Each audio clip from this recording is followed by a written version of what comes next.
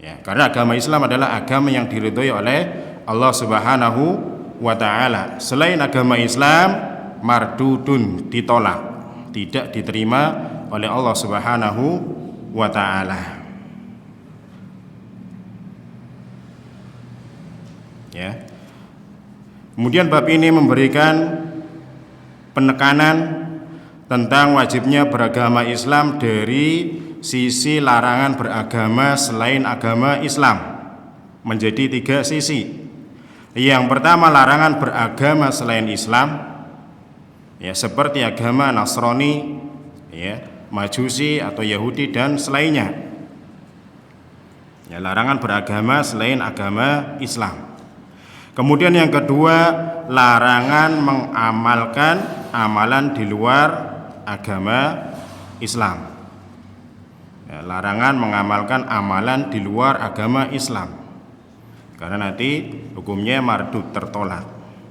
Kemudian yang ketiga dari bab yang 4 ini, larangan mengamalkan syariat Islam dengan selain tuntunan Rasul Shallallahu Alaihi Wasallam. Ya, jadi inti bab ini menjelaskan tentang penekanan wajibnya beragama Islam. Ya, dari sisi larangan beragama selain Islam itu menjadi 3. Yang pertama, larangan beragama selain Islam. Yang kedua, larangan mengamalkan amalan di luar agama Islam. Kemudian yang ketiga, larangan mengamalkan syariat Islam dengan selain tuntunan Rasul Shallallahu Alaihi Wasallam. Kemudian kita masuk kepada dalil yang dibawakan oleh penulis. Ya, dalil pertama, beliau membawakan ayat pada surat Ali Imran 85. Ya, wa qaulillahi ta'ala, dan firman Allah Ta'ala, wa may yabtaghi ghairal islami dinan fala yuqbala minhu wa huwa fil akhirati minal khasirin. Nah, ini ayat ini sudah dibawakan penulis pada bab yang kedua, yaitu bab tentang wajibnya masuk ke dalam agama Islam. Di sini dibawakan kembali untuk menjadi penguat. Ya. Allah Subhanahu wa taala berfirman, barang siapa yang mencari agama selain Islam, maka sekali-kali tidak akan diterima, ya, agama tersebut, dan dia di akhirat termasuk orang yang merugi. Ya. Maka pada bab ini menjelaskan tentang batilnya semua agama selain agama Islam. Ya. Batilnya semua agama selain agama Islam, karena semua agama tersebut tidak akan diterima oleh Allah Subhanahu wa taala. Ya, tentunya setelah kedatangan Rasulullah Shallallahu Alaihi Wasallam. Dan setiap perkara yang tidak diterima, ya, maka dia batil. Ya, batil orang bahasa kita itu tidak sah atau batal, tidak sah, seperti sholat tanpa wudhu. Ya, sholatnya batal atau tidak sah. Ya, wa kullu mardudin batilun. Ya, setiap perkara yang ditolak, yang tidak diterima, maka dia adalah batil. Fajami'ul adiyani siwa dinil islami batilatun. Maka setiap agama selain agama Islam itu semuanya batil, tidak diterima, tertolak, ya, oleh Allah Subhanahu wa taala. Kemudian pengertian agama yang batil, ya, agama selain agama Islam, yaitu batil, terbagi menjadi 2. Ya. Agama yang batil, ya, selain agama Islam terbagi menjadi 2. Yang pertama yaitu semua agama buatan manusia, yang mana di sini menyelisihi, ya, dakwahnya para nabi, yang mana mereka adalah menyeru kepada tauhid. Ya, semua agama yang batil itu terbagi menjadi 2. Yang pertama agama buatan manusia, entah itu Hindu, Buddha, itu kan buatan manusia, bukan agama samawi. bukan diturunkan oleh Allah Subhanahu wa taala. Ya, tapi buah pikiran dari pemikirnya. Kalau Hindu itu siapa? Siddhartha Gautama itu Hindu atau Buddha? Hindu ya. Tadinya orang kaya, kemudian melihat masyarakatnya miskin, sengsara, akhirnya dia keluar dari kekayaannya, ya, membaur kepada masyarakat. Ya, singkat cerita, jadilah agama Hindu. Demikian pula agama Buddha. Itu agama buatan manusia. Seluruh agama buatan manusia maka itu batil. Demikian pula yang ada di Jawa. Ya, kepercayaan lokal. Ya, baik itu Gatoloco, Darmogandul dan yang semisalnya. Dan sampai sekarang masih ada yang berkeyakinan seperti itu. Biasanya simbah-simbah. Ya, mereka masih meyakini hal tersebut. Percaya kepada Allah Subhanahu wa taala tapi tidak mau mengerjakan sholat. Ya, agama kepercayaan. Itu semuanya batil. Kemudian yang kedua, agama yang batil alias tidak sah, yaitu agama yang dibawa oleh para nabi. Agama yang dibawa oleh para nabi, ya, dia menjadi batil setelah diutusnya Nabi Muhammad sallallahu alaihi wasallam. Ya, entah itu yang dibawa Nabi Ibrahim, Nabi Musa, Nabi Isa dan semisalnya. Ketika Rasul sallallahu alaihi wasallam diutus, maka seluruh agama tersebut, ya, batal atau masa berlakunya sudah selesai. Ya, itu pengertian dari agama yang batil selain daripada agama Islam. Tapi hal ini bukan menjadi pengertian oh berarti Nabi Musa dan pemeluknya itu keliru, tidak. Ya, Nabi Musa bersama kaumnya pada zamannya beliau itu sah beragama Islam, hak, betul. Ya, tetapi ketika sudah datang Rasul Shallallahu Alaihi Wasallam, kalau ada manusia zaman sekarang dia berkeyakinan atau mengikuti agamanya Nabi Musa atau Nabi Isa alaihissalam, maka semuanya batil karena sudah dihapus dengan datangnya agama Islam yang dibawa oleh Rasul Sallallahu Alaihi Wasallam. Ya, itu penjelasan dari dalil yang pertama pada surat Ali Imran. Ya. Kemudian kita masuk kepada dalil yang kedua, yaitu sebuah hadis dari sahabat yang mulia Abi Hurairah radhiyallahu anhu. Qala Rasulullah sallallahu alaihi wasallam. Ya. Rasulullah sallallahu alaihi wasallam bersabda, taji'ul a'malu yaumal qiyamah. Amalan-amalan pada hari kiamat itu akan datang menghadap kepada Allah Subhanahu wa taala. Fataji'u as-salatu fatakulu ya Rabbi anas salatu. Maka datanglah solat. Kemudian solat berkata, ya Rabbi, ana as-salatu. Wahai Rabbku, saya adalah solat. Nah, di sini perlu kita tekankan, ya, bahwasanya apabila datang suatu hadis, kemudian itu asalnya adalah maknawi. Solat itu kan maknawi, ya, tidak bisa diraba, tidak bisa, ya, dilihat.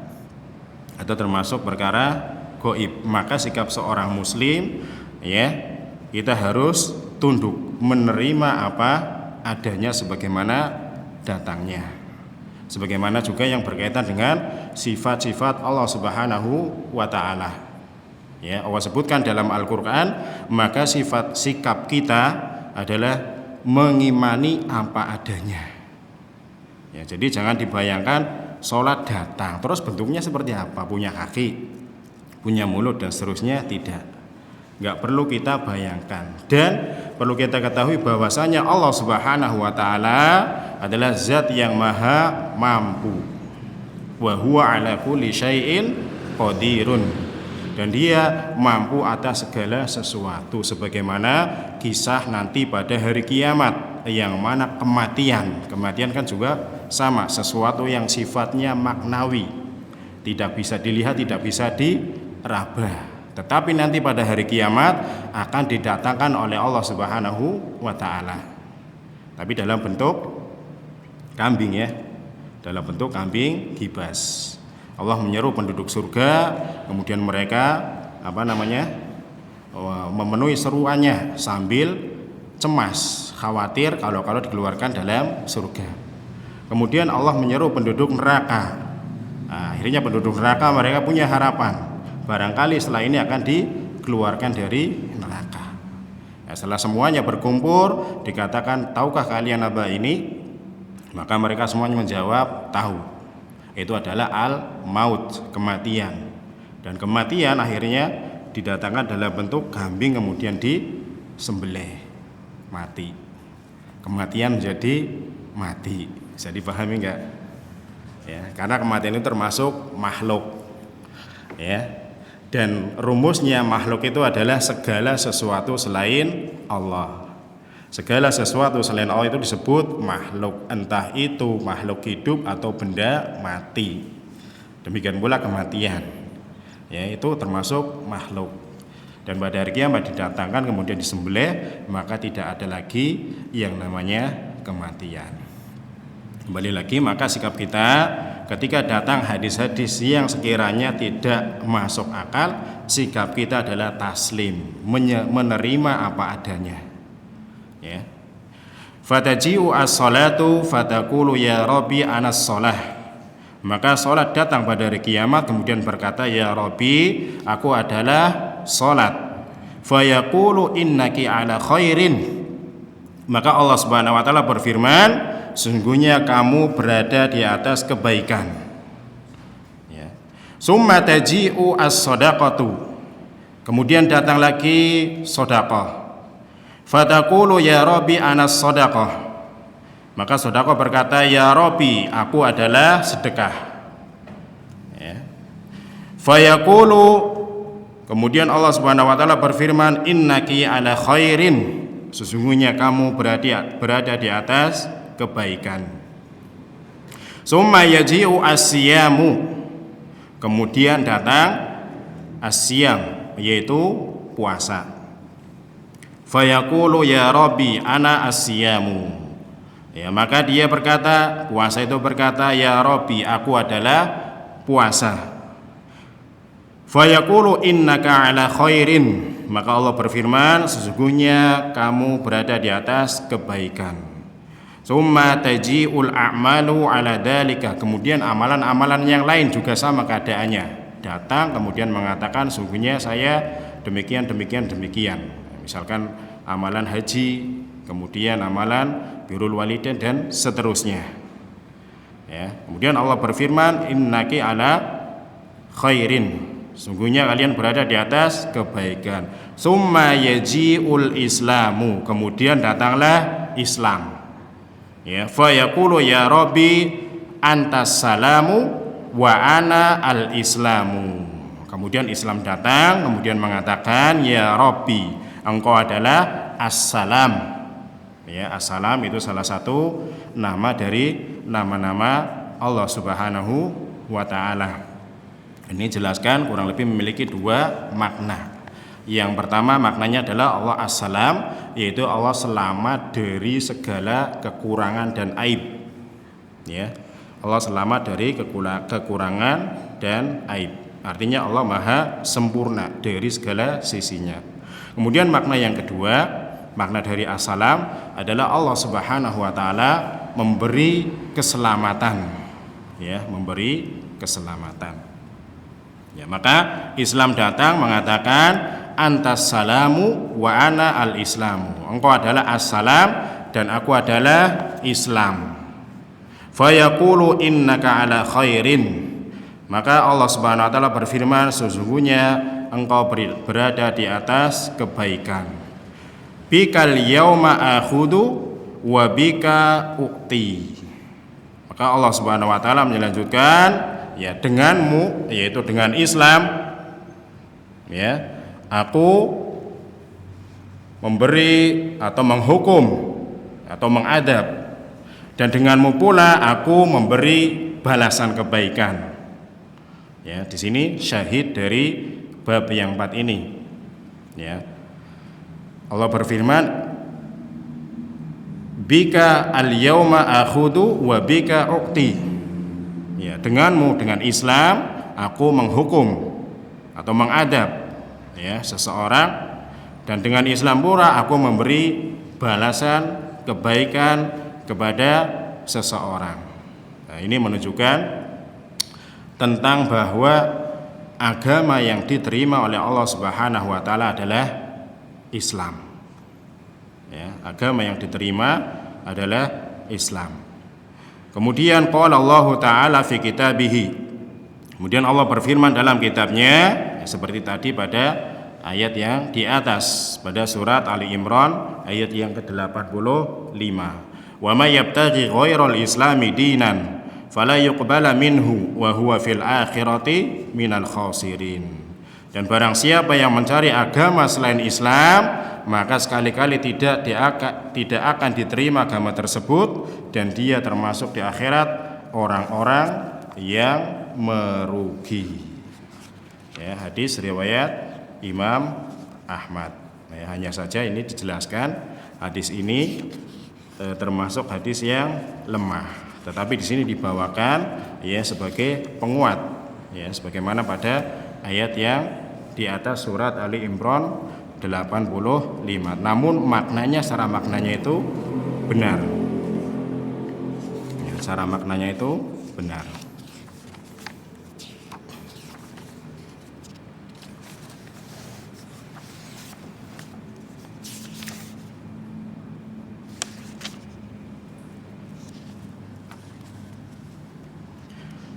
Iya, jamaah kaum muslimin semoga dirahmati oleh Allah Subhanahu wa taala.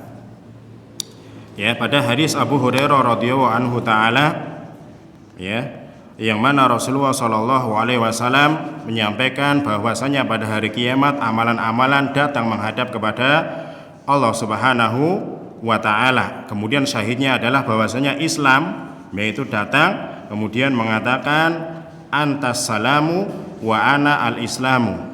Ya Rob, engkau adalah as-salam, kemudian saya adalah al-Islam. Ya, maka Allah Subhanahu wa taala membalasnya innaka ala khairin bikal yauma akhudu wa bika u'ti. Sungguhnya engkau berada di atas kebaikan, denganmu yaitu dengan Islam, ya, aku menghukum seseorang, dan denganmu pula aku memberi balasan kebaikan kepada seseorang. Ya, ini menunjukkan tentang bahwasanya agama yang diterima di sisi Allah Subhanahu wa taala adalah agama Islam. Ya, tentu yang dibawa oleh Rasul sallallahu alaihi wasallam. Adapun agama-agama yang lain, ya, dia sudah tidak berlaku alias sudah dimansuh, sudah dihapus dengan datangnya agama Islam yang dibawa oleh Rasulullah sallallahu alaihi wasallam.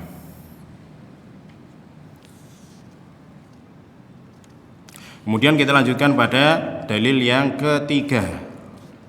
Ya, ini juga sudah dibawakan pada bab yang kedua, yaitu hadis Aisyah radhiyallahu anha. Ya, wa fis sahihi. Ya, dalam hadis yang sahih, yaitu sahih Imam Muslim.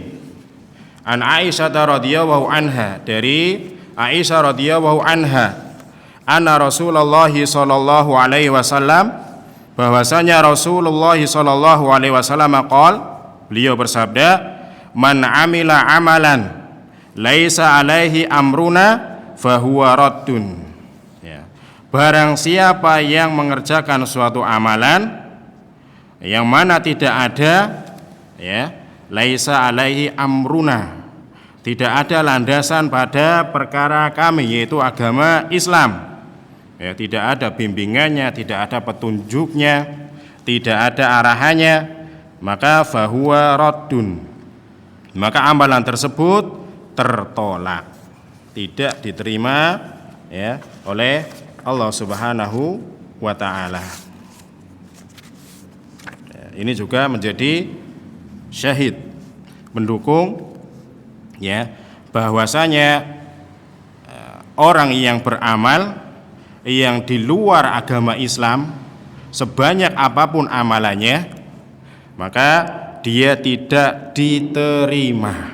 Misalkan ada orang kafir yang dia memiliki harta yang banyak, kemudian dengan hartanya tersebut dia membantu manusia, ya, untuk apa, misalkan membantu manusia, ya, apa, cara kemanusiaan. Tetapi karena dia tidak di atas Islam, maka amalannya batil, tidak diterima oleh Allah Subhanahu wa ta'ala, sebagaimana pada firman-Nya, wa qadimna ila ma'amilu min amalin faja'alnahu haba'am mansura. Dan pada hari kiamat akan kami datangkan amalan orang-orang kafir, akan tetapi amalannya ya tidak berguna bagaikan debu yang berterbangan. Itu satu sisi. Ya, seorang di luar Islam dia beramal tetapi tidak dilandasi Islam atau tidak masuk ke dalam agama Islam, maka amalannya tertolak. Ya.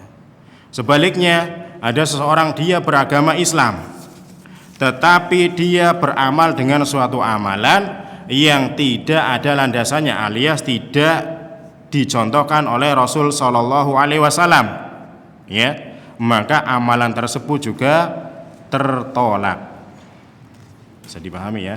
Yang pertama bukan dari agama Islam, dia beramal jelas, ya, walaupun sebanyak apapun amalannya, ya dia di akhirat tidak berguna. Adapun di dunia berguna atau tidak berguna, ya, dibalas di dunia sebatas kebaikan yang dia lakukan. Ya. Kemudian sisi yang kedua, ada seorang beragama Islam, dia beramal tetapi tidak dilandasi dengan agama Islam, alias ikut-ikutan agama lain. Misalkan agama lain dia mengamalkan ya perayaan kenaikan siapa? Isa Al-Masih. Ya, kemudian ternyata ada sebagian kaum muslimin juga merayakan kenaikan, hanya saja di bahasa Arab kan, dengan nama Isra Mi'raj, kan sama-sama naik. Ya, itu amalannya tidak diterima karena tidak ada landasannya dari Rasul Shallallahu Alaihi Wasallam. Ya, semuanya tertolak. Ya.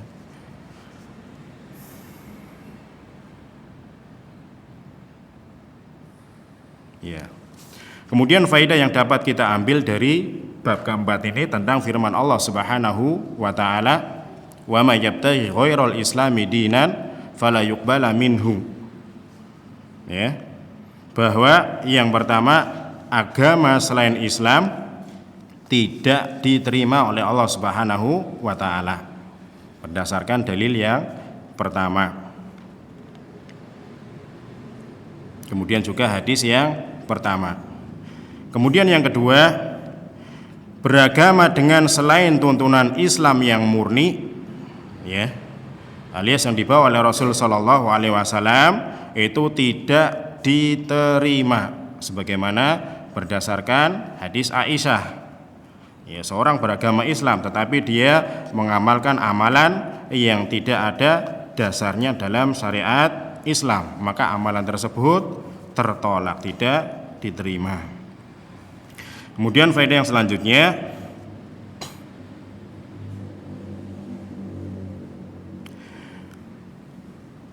kerugian ada pada agama selain Islam. Ya, selain agama Islam, ya dia meskipun masih mengamalkannya sampai sekarang, maka dia termasuk orang-orang yang rugi. Ya, tidak diterima. Ya, mereka adalah orang-orang kafir. Ya, kerugian ada pada agama selain Islam yang dibawa oleh Rasul Shallallahu Alaihi Wasallam. Nah, meskipun prakteknya di Indonesia yang diterima itu agama ada 6 agama. Nah, maka sikap kita ya toleransi. Adapun dari segi keyakinan, kita tetap harus meyakini bahwa agama yang sah, yang benar, yang diridhoi oleh Allah Subhanahu wa taala itu hanya Islam. Itu keyakinan yang harus kita yakini sepenuhnya.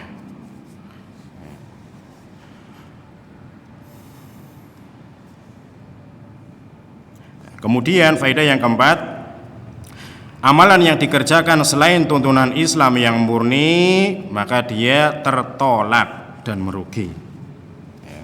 Amalan yang dikerjakan selain tuntunan Islam yang murni, maka dia tertolak dan rugi.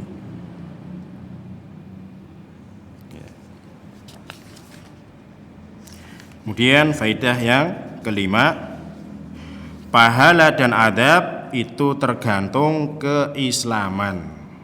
Ya, orang diberi pahala tergantung keislamannya, atau diberi adab itu tergantung keislamannya, sebagaimana pada hadis Abi Hurairah tadi yang pertama, ya, yang mana Islam mengatakan, ya Rabbi antas salam wa ana al-islam, wahai Rabb engkau adalah as-salam dan aku adalah Islam. Ya, ini menunjukkan bahwa pahala dan adab itu tergantung ya dengan keislaman. Kalau pengen amalnya diterima ya wajib masuk ke dalam agama Islam. Ya, tapi sekalipun ada seorang beramal yang sangat banyak, berbuat baik kepada manusia, tetapi dia tidak masuk kepada agama Islam, maka sia-sialah amalannya tersebut. Ya, di akhirat akan dijadikan seperti debu yang berterbangan. Wallahu ta'ala a'lam. Itu bab yang keempat. Kemudian kita masuk kepada bab yang kelima.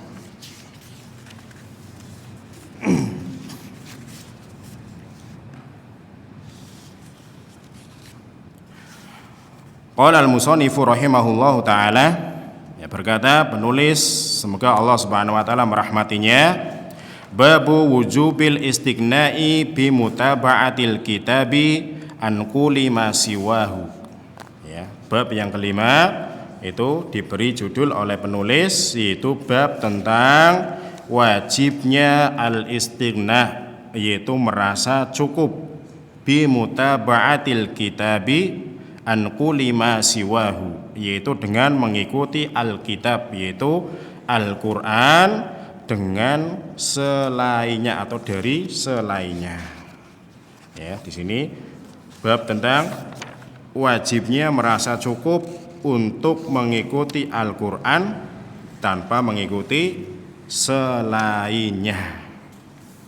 Ya, sini perlu diketahui, bukan berarti di sini maksudnya adalah mengikuti Al-Qur'an saja tanpa mengikuti As-Sunnah, yang mana nanti ini menjadi dalil ya para pengingkar sunnah atau Qur'an niyun, ya, orangnya bersandar kepada Al-Qur'an saja, tidak.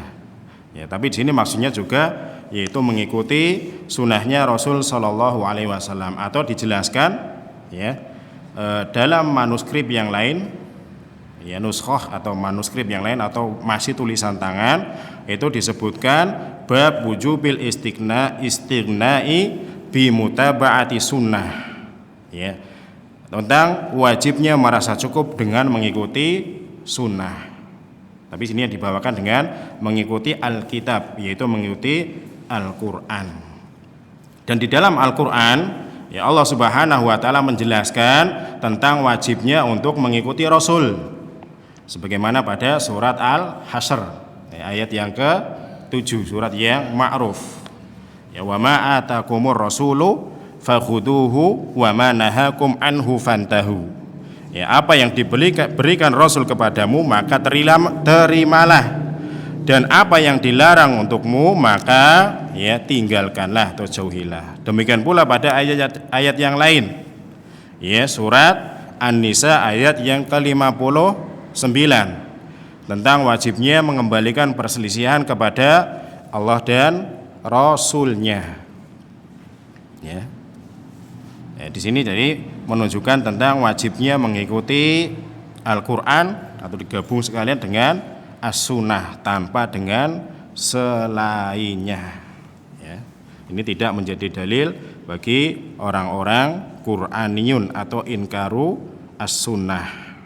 Ya, karena sebagaimana keterangan para ulama seperti Al-Imam Al-Barbahari dalam kitabnya Syarhus Sunnah, beliau mengatakan Ya, al-Islamu huwa sunnah. Ya, as-sunnah hiyal Islam.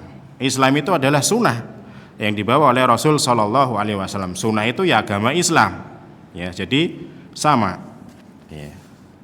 Kemudian masuk kepada dalil yang pertama yang dibawakan oleh penulis rahimahullah, yaitu firman Allah Subhanahu wa taala pada surat An-Nahl ayat yang ke-89. Wa qaulillahi ta'ala, dan firman Allah ta'ala, wa nazzalna 'alaikal kitaba tibyanan likulli syai'. Ya. Dan kami turunkan kepadamu Alkitab, yaitu Al-Qur'an.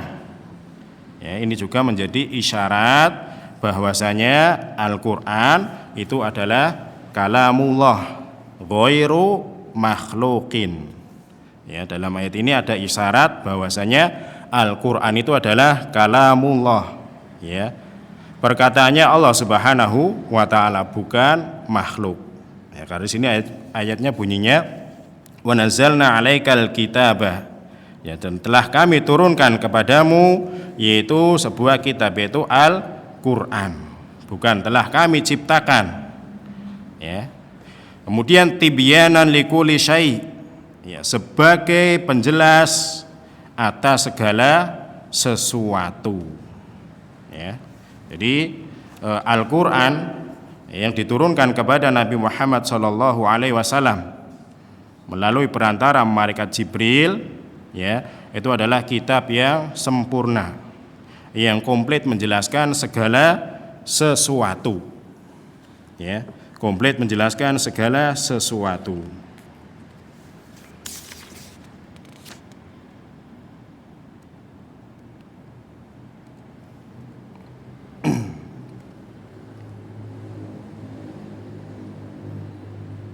Ya, jadi kita tidak butuh kepada selain Al-Qur'an.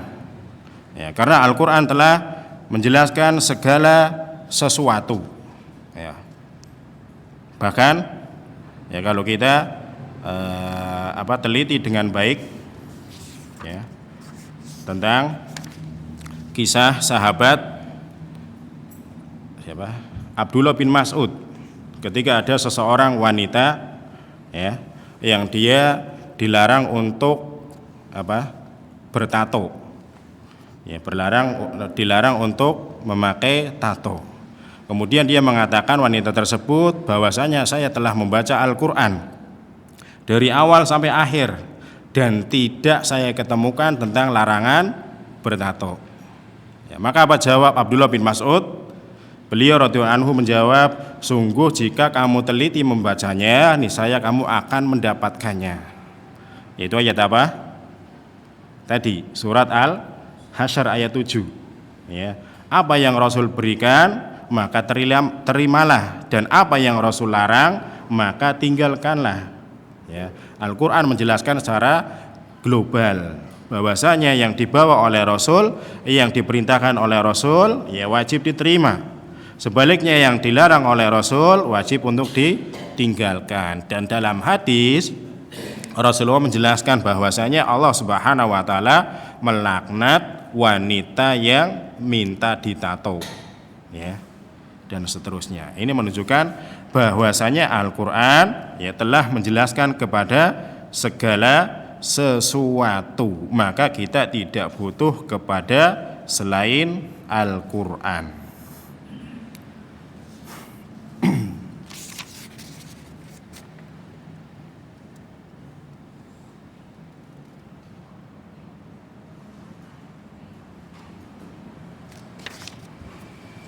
Ya.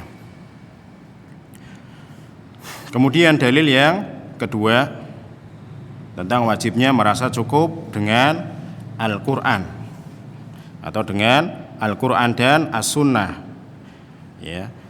Rawan Nasaiyu wa ghairuhu anin Nabi sallallahu alaihi wasallam. Imam An-Nasai dan selainnya meriwayatkan dari Nabi sallallahu alaihi wasallam annahu ra'a fi yadi Umar ibn al-Khattab radhiyallahu anhu, bahwasanya Rasulullah sallallahu alaihi wasallam melihat di tangan Umar bin Khattab radhiyallahu anhu waraqatan minat Taurah. Rasulullah melihat di tangan Umar bin Khattab radhiyallahu anhu sebuah kertas yang dia itu bagian dari Taurat. Selembar kertas, bukan satu kitab komplit, tapi hanya satu lembar, sebuah kertas. Faqal, maka Rasul sallallahu alaihi wasallam bersabda, amutahawwikuna ya ibnal Khattab. Rasulullah bertanya kepada Umar bin Khattab radhiyallahu anhu, wahai Umar, apakah kamu merasa bimbang? Itu maksudnya dengan agama yang dibawa oleh Rasul sallallahu alaihi wasallam. Laqad ji'tukum biha baydo'a naqiyatan. Sungguh aku telah datang kepada kalian dengan membawa sesuatu yang terang benderang, yaitu membawa apa? Agama Islam. Kemudian beliau melanjutkan, laukana Musa hayyan wattaba'tumuhu wa taraktumuni dolaltum. Kata Rasul sallallahu alaihi wasallam, seandainya sekarang Musa masih hidup, yaitu Nabi Musa alaihissalam, beliau masih hidup, wattaba'tumuhu, kemudian kalian mengikuti Nabi Musa serta meninggalkan aku, kata Rasul sallallahu alaihi wasallam, dolaltum, niscaya kalian akan tersesat. Niscaya kalian akan tersesat. Ini menunjukkan tentang hendaknya kita merasa cukup dengan agama yang dibawa oleh Rasul sallallahu alaihi wasallam. Karena seandainya Nabi Musa, beliau seorang nabi yang mana beliau pada zamannya membawa agama Islam dan hak pada zaman beliau, tetapi kalau dia datang pada zaman Rasul sallallahu alaihi wasallam, kemudian manusia mengikuti beliau, maka manusia akan tersesat, terlebih lagi kalau mengikuti selain Nabi Musa alaihissalam yang membuat syariat-syariat yang baru, amalan-amalan yang baru, tentunya lebih tersesat. Mengikuti Nabi saja ketika setelah diutusnya Nabi Muhammad SAW itu akan tersesat, apalagi mengikuti selain Nabi Musa alaihi salam. Mungkin adzan dulu, silakan. Monggo.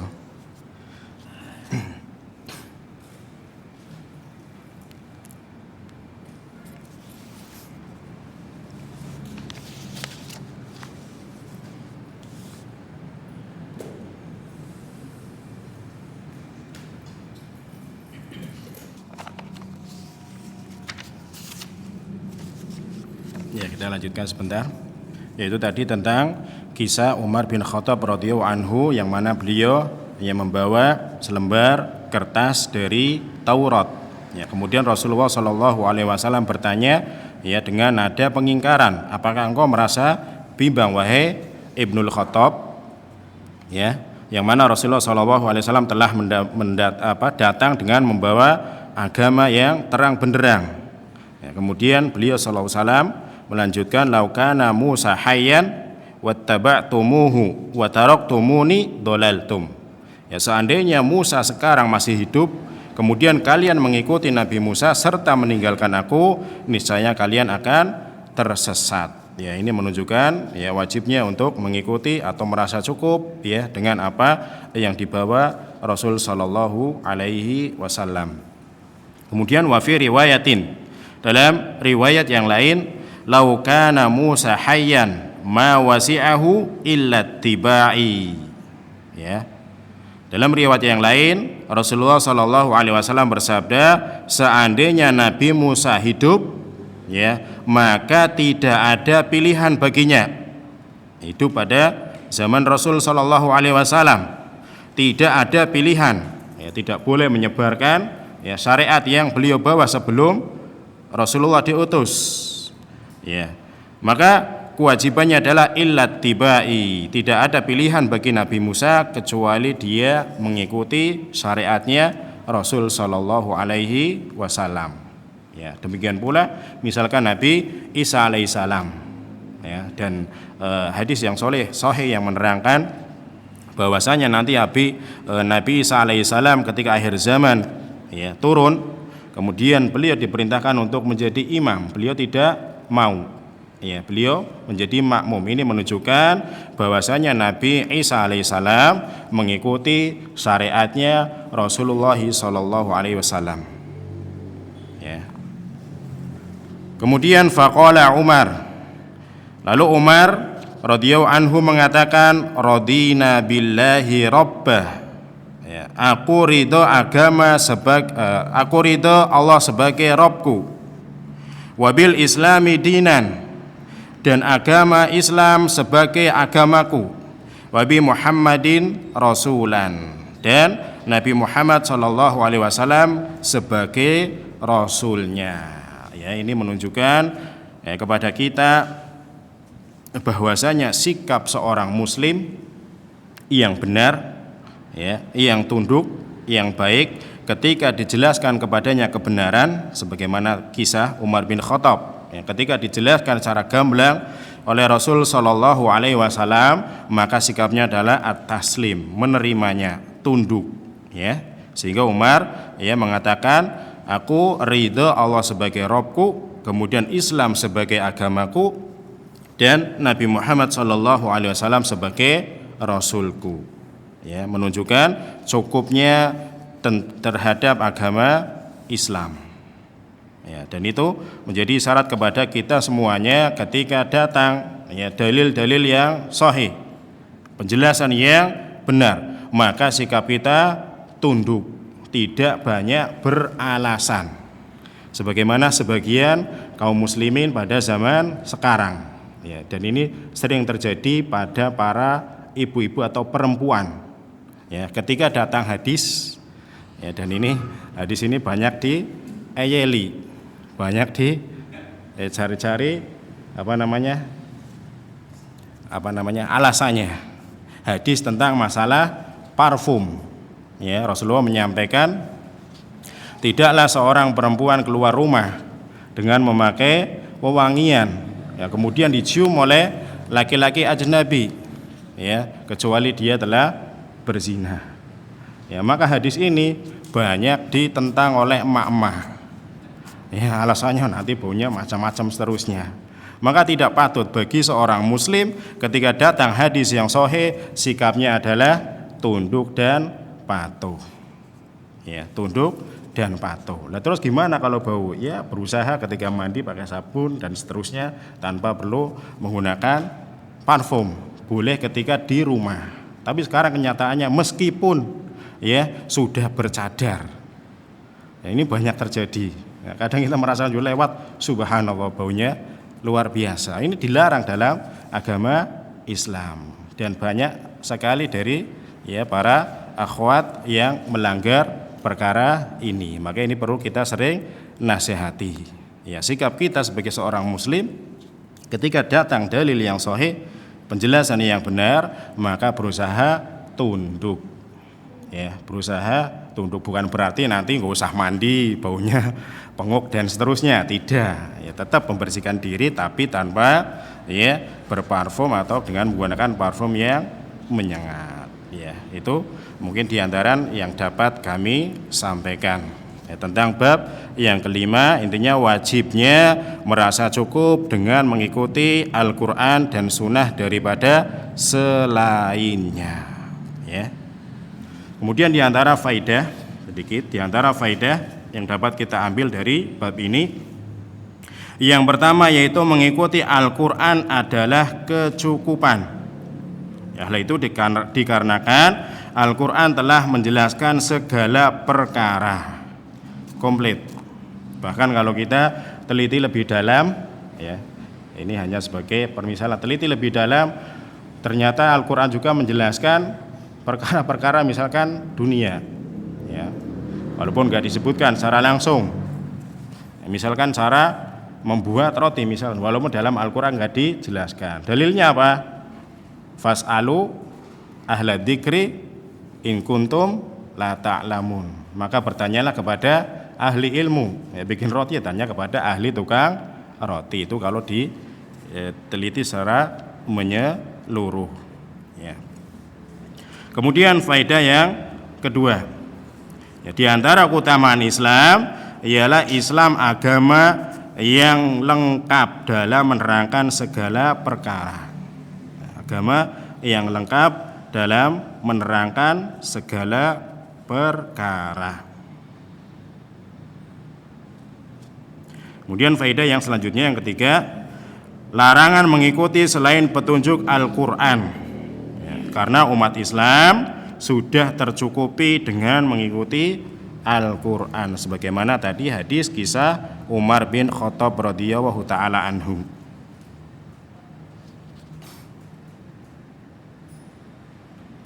Kemudian faedah yang selanjutnya yang keempat,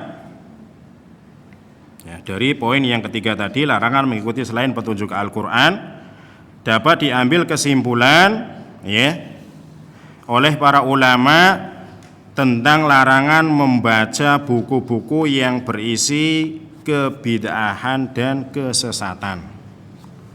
Ya.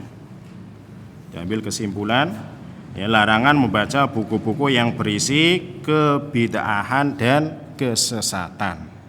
Ya, ada kecualinya, kecuali bagi orang-orang yang rasikh, ilmunya kokoh, kemudian dia membacanya tujuannya untuk menjelaskan syubhat, ya, maka itu tidak mengapa. Sebagaimana Syekhul Islam Ibnu Taimiyah, beliau memiliki kitab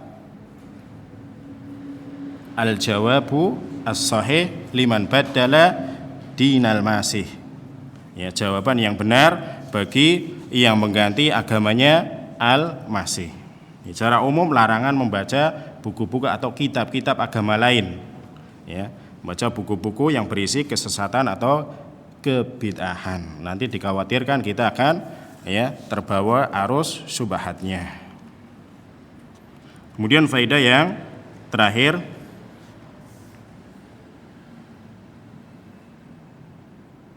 ya, jika kitab Taurat yang sebagiannya masih murni, ya, jika kitab Taurat yang sebagiannya masih murni, ya, masih murni maksudnya wahyu dari Allah Ta'ala, ya, kita dilarang, ya, jika sebagian kitab Taurat yang masih murni wahyu dari Allah, ya, kita dilarang untuk mempelajarinya. Bahkan Umar bin Khattab memegangnya pun, ya, sama Rasul Shallallahu Alaihi Wasallam dilarang, beliau murka, ya. Apalagi kitab yang murni berisi kesesatan, ya, apalagi kitab yang murni berisi kesesatan, maka lebih-lebih kita dilarang, ya, untuk membacanya atau bahkan mempelajarinya, ya. Itu diantara poin-poin atau faedah-faedah yang dapat kita ambil. Mungkin dapat sampai dari sini, ya, kurang lebihnya saya mohon maaf. Subhanakallahumma bihamdika asyhadu an la ilaha illa anta astaghfiruka wa atubu ilaik. Wassalamualaikum warahmatullahi wabarakatuh.